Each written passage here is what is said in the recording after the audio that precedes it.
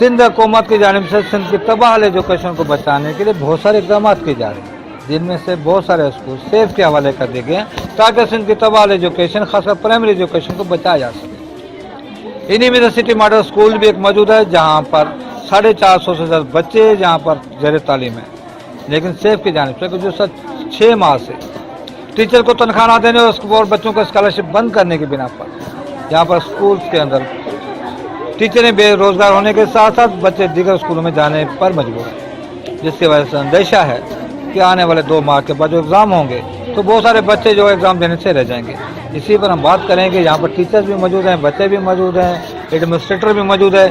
जी madam जी, क्या वजूहत हैं?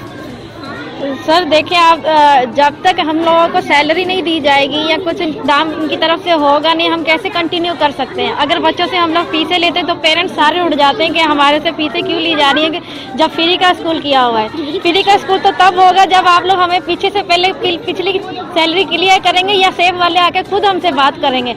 जब उनकी तरफ से कोई इकदाम नहीं होगा तो हम कैसे चला सकेंगे इनको आगे। जी क्या पढ़ाई में फ़र्क है क्या? जी, जब तक हमारे टीचरों को फीस नहीं मिलेगी तो हमारी पढ़ाई नहीं होगी। उनको बोलें जल्दी से आके हमारे टीचरों को फीस दी जाए। और जी बेटा जी, टीचरों को 10 महीने हो गए, टीचरों को सैलरी नहीं मिली है। जब से टीचर यहाँ पे आए हैं हमारे टीचर कुछ हट भी गई हैं और बच्चे भी कह रहे हैं कि हम स्कूल से हट जाएंगे, स्कूल से हटी बार हो गया। इसलिए सेफ वालों को कहो कहना हमारे टीचरों को आके सैलरी दें। जी जी मैडम जी देखिए, पूरा साल हो गया है, सेब वाले तनख्वाहें नहीं दे रहे हैं, जिसकी वजह से हमें स्कूल बंद करना भी पड़ा। और हम क्यों बंद करें, पूरा साल बच्चों का खराब हो रहा है। इसके लिए बराए मेहरबानी कुछ करें और हमारा स्कूल दोबारा से चलाएं।